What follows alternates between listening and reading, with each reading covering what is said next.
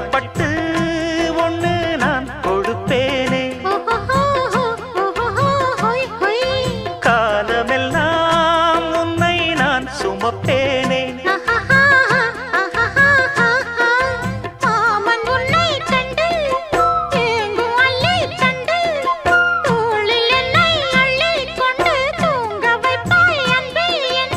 என் கண்ணில் நீதானம்மா,